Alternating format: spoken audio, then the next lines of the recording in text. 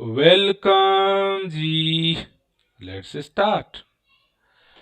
Multi bagger share जो मात्र 3 साल में अपने शेयर होल्डर को 4,468% का मुनाफा दे चुका है। तो हम बात करते हैं कौन सा मल्टी बैगर शेयर है और उसका बिजनेस क्या है, उसका फंडामेंटल क्या है और उसने कितना कितना परसेंट का रिटर्न दिया है। ओके, सो हम बात करते हैं इस शेयर की।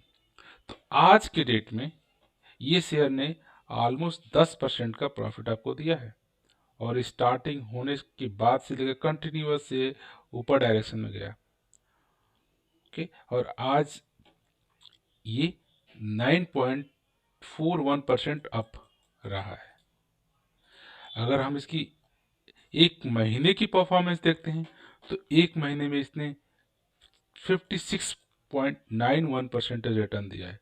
आप देख रहे हैं कंटिन्यूअस बेस पे ऊपर ही जा रहा है चार्ट इसका। अगर हम बात करते हैं पिछले एक साल की इसके रिटर्न की तो ये 279% का रिटर्न दे चुका है और इसके पिछले 1 ईयर बैक से रिटर्न आप चार्ट भी देखोगे तो कंटिन्यूअस बेस पे अप में जा रहा है इसका। So continuous same kind of performance ये दे रहा है। अगर इसकी हम बात करते हैं 3 ईयर की रिटर्न की तो आप देखोगे 3 ईयर का रिटर्न सेंसेक्स ने आपको 76% दिया है, सेक्टर ने 118% का रिटर्न दिया है और इस स्टॉक्स ने आपको दिया है 4,468% का रिटर्न। और आप बात करो वीकली बेसिस पे तो ऑलमोस्ट 10% का रिटर्न, मंथली बेसिस पे 60% का रिटर्न, 1 ईयर पे 428% का रिटर्न, 3 ईयर में 4,400 का रिटर्न, 5 ईयर में 6,500 का रिटर्न, 10 ईयर में आप 21,000% का रिटर्न। आप समझ सकते हैं कितना मल्टी बैगर स्टॉक्स हो चुका है। अगर आप बात करते हैं इसके नंबर की, लेट्स की रेवेन्यू देखते हैं। 2019 में 365 करोड़ का रेवेन्यू, देन 426 करोड़ का रेवेन्यू, देन 485 करोड़ का रेवेन्यू। रेवेन्यू कंटिन्यूअस बेस पे अप डायरेक्शन में ऊपर जा रहा है। अगर हम बात करते हैं इसके नेट प्रॉफिट की, प्रॉफिट देखो कितना जबरदस्त। 2019 में 18 करोड़ का, फिर 29 करोड़ का, फिर 53 करोड़ का। अगर हम इसकी बात करते हैं क्वार्टरली और एनुअली सेल्स की तो सेल्स भी देखिए आपकी 83 से 121, 131, 141, 147, 124। सो कंटिन्यूअस बेस पे इंक्रीमेंट हो रहा है। ओनली इन दिस क्वार्टर में थोड़ा सा डाउन, आप चार्ट भी देख पा रहे हो कि अपर अपर देन इस क्वार्टर का कंटिन्यूअस स्लो रहा। लेकिन अगर आप इसके ईयरली की बात करते हैं so chart very decently up direction में जा रहा है। आप 2019 की बात करो 359 का, फिर 426 का और इस मार्च में था 484 का। तो कंटिन्यूअस बेस पे एनुअली सेल्स इसका में ग्रोथ हो रहा है। अगर हम इसकी बात करते हैं बैलेंस शीट की तो आप देखोगे बैलेंस शीट में इस कंपनी ने कंटिन्यूअस बेस पे अपना रिजर्व 10 करोड़, 11, 13, 15, 18, 19, 21, 41, 45, मार्च 19 में रिजर्व इसका 24 हो गया था। After that again come back, now 52। In this year में 140 का रिजर्व इसके पास है।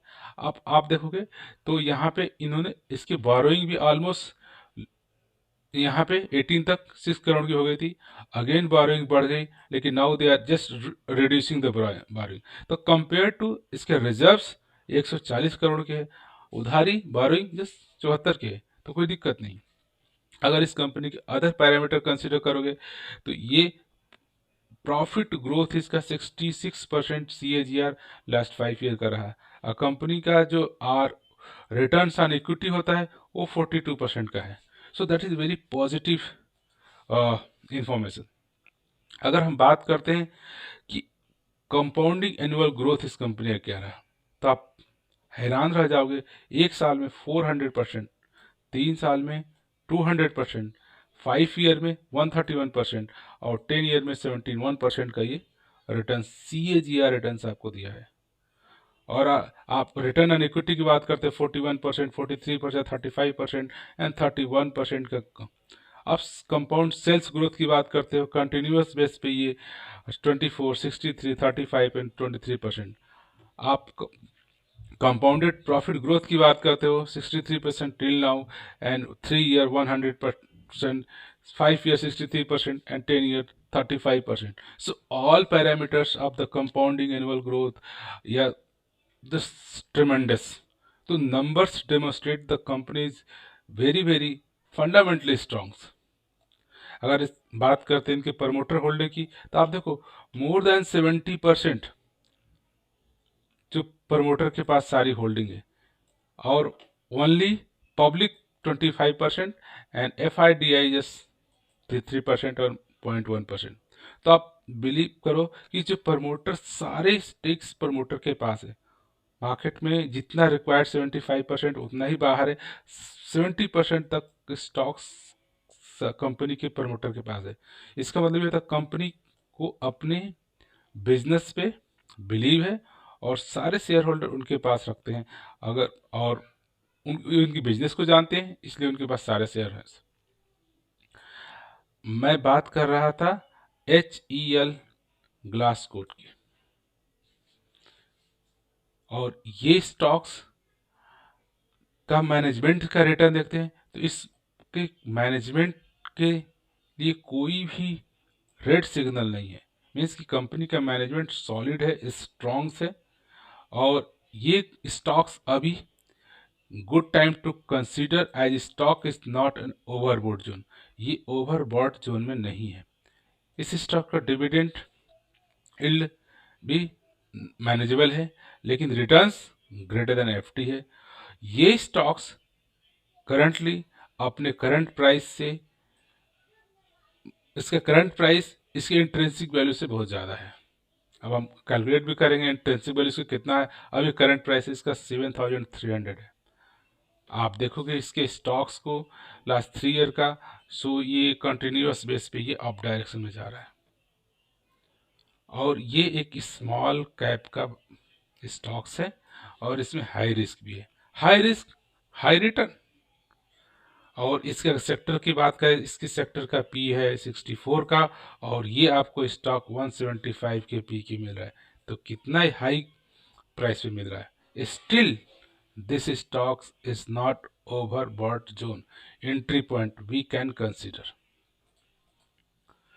अगर हम बात करें इस स्टॉक्स का बिजनेस क्या है, तो आप बात करोगे HLE Glascoat is the business of manufacturing and sales of glass lined equipment and filters and dryers equipment for the various industry in the country। इसकी मल्टीपल बिजनेस है, सिर्फ एक ही नहीं ग्लास। आप देखोगे तो ये फिल्ट्रेशन एंड ड्राइंग इक्विपमेंट भी बनाता है, ग्लास लाइन इक्विपमेंट बनाता है, एक्सट्रॉडिक मेटल इक्विपमेंट बनाता है, ECG आप जो फार्मा में होते हैं उनके लिए। So they are our product range cater to the need from storage, reaction, heat transform, distillation and solid liquid separations in the chemical, pharmaceutical, allied industry. So ये एक कंपनी है, आप केमिकल के लिए भी काम करती है, फार्मास्यूटिकल के लिए काम करती है। One company can work a different different sector. So some time एक सेक्टर में डाउन है, दूसरे सेक्टर में काम चल रहा है।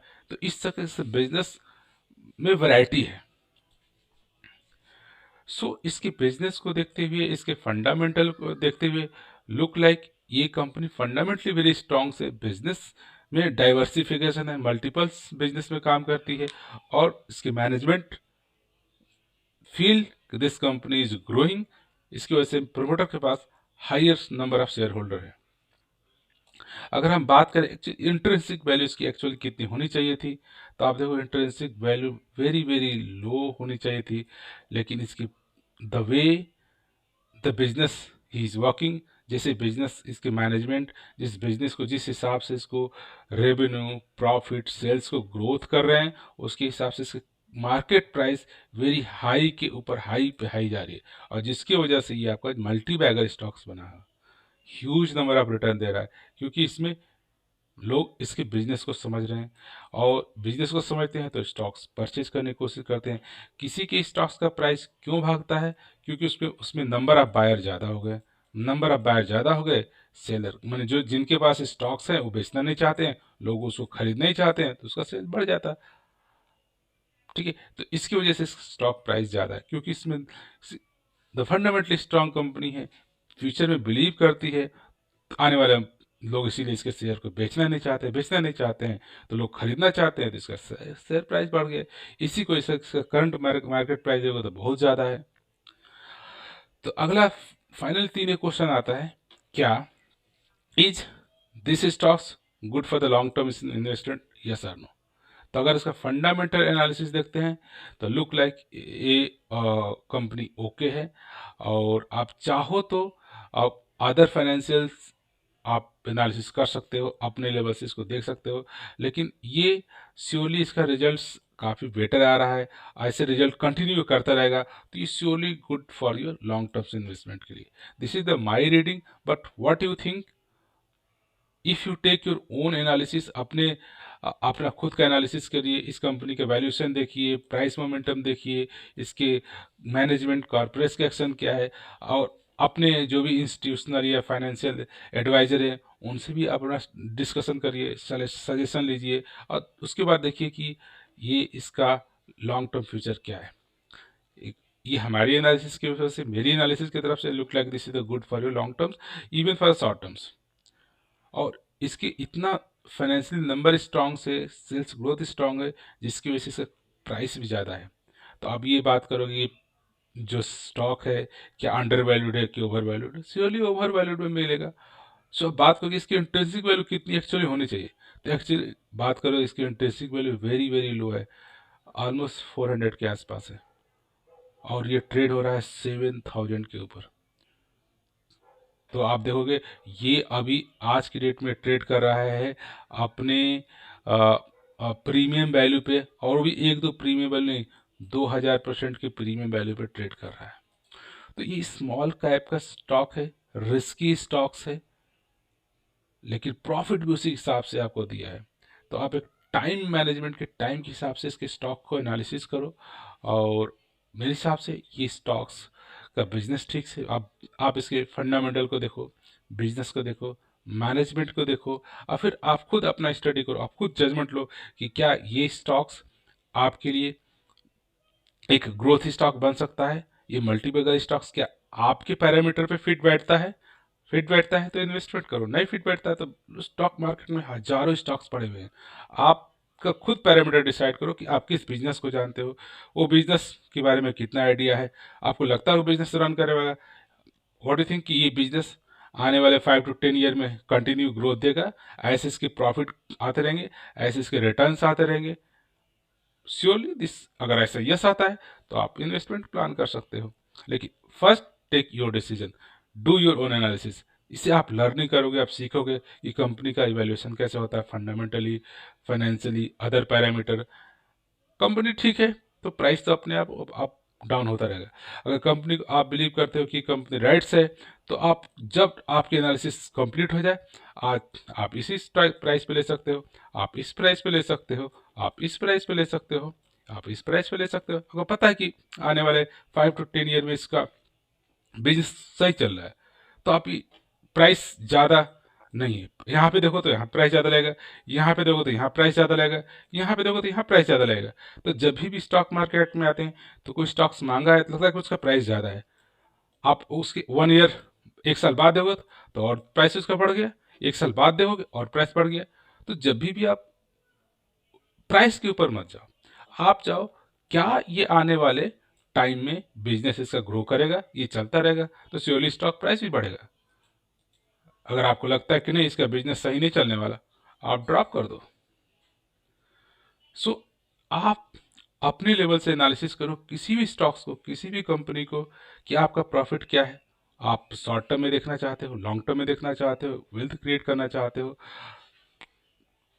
उसके हिसाब से आपका एनालिसिस भी डिफरेंट होना चाहिए।